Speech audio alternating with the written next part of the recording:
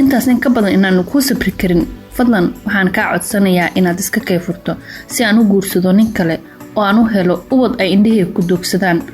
xishood iyo yaxya hadartiis ayay wajiga ninkeeda fiirin weysay muddo 3 bil ah ficilkii ay ku samaysay awgiis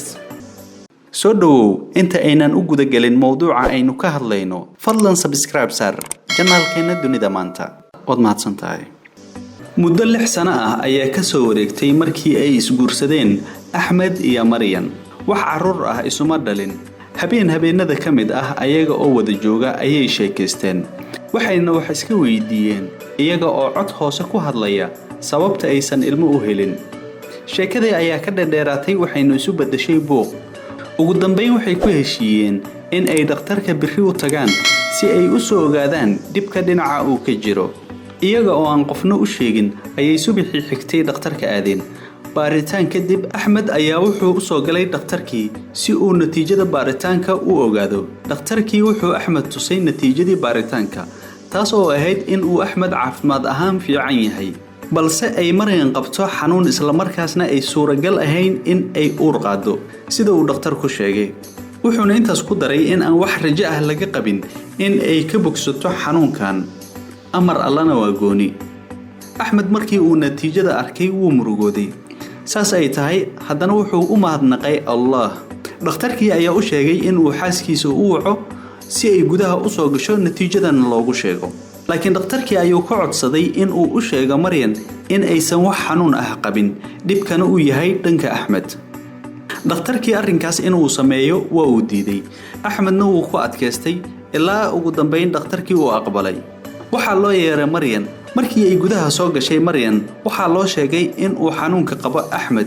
kaas oo aan rajo laga qabin in uu ka bogsado isla markaana aysan suuragal ahayn in ay ilmo dhalaan balse iyadu ay caafimaad qabto Axmed markii uu warkaasi dhakhtarka ka maqlay wuu aamusay wuxuuna fiiriyay Maryan isagoo wajigiisa ay ka muuqato sida qof quustay oo kale lamaanihii waxay ku noqdeen gurigooda arrintii baaritaanka ka soo baxday waxay si tartiib ah ugu fiday dariskooda qaraabadooda iyo saaxiibadood noloshoodii ayay sii wateen iyaga oo dul qaadanaya balse markii ay 5 sano ka soo wareegtay xilligii baaritaanka ay sameeyeen Maryan way dul qaadan weysay waxayna u timid Axmed si ay ugu sheegto go'aankeeda waxayna ku tiri Axmed anigii adiga waxaan isqabnaa muddo 10 sano ah ilaa ay intaasna wax caruur maanan helin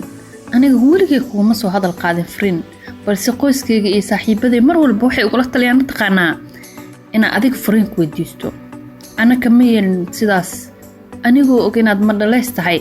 laakiin markaan waxay u muuqataa boowe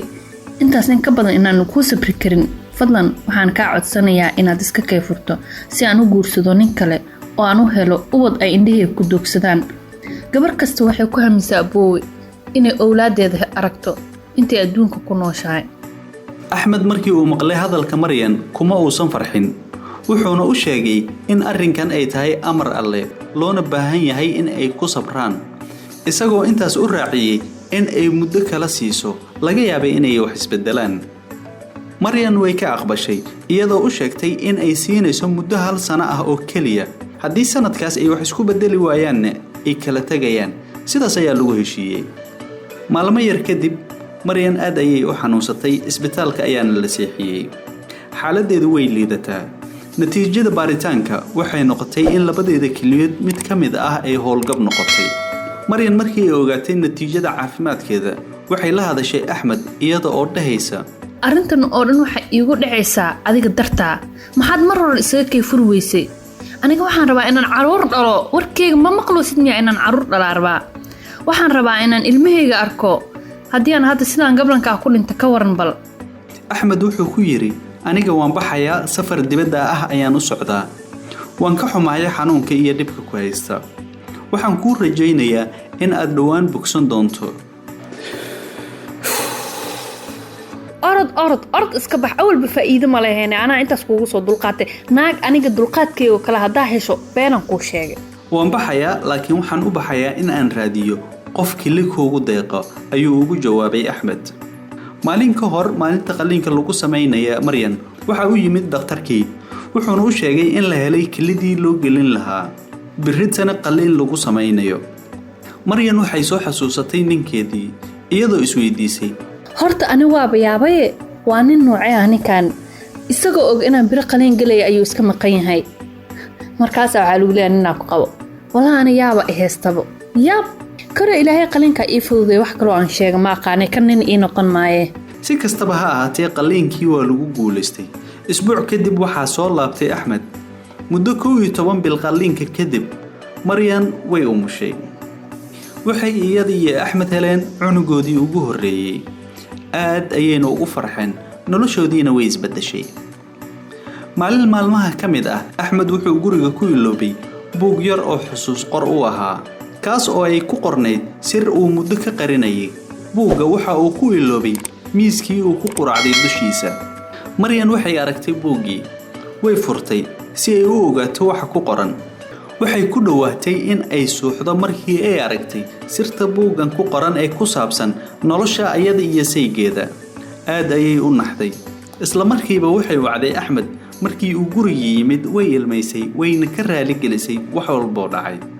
arrintaasi kadib Maryan muddo 3 bil ah ma aysan awoodin in ay eegto wajiga Axmed, xishood iyo yaxyax awgiis. qofka kelida ugu deeqay Maryan qof kale ma aha, waa isla Axmed oo kelidiisii u hibeeyay. dhakhtarka ayuuna ka codsaday in uu qariyo ilaa ay ugu dambeyn iyadu ogaatay.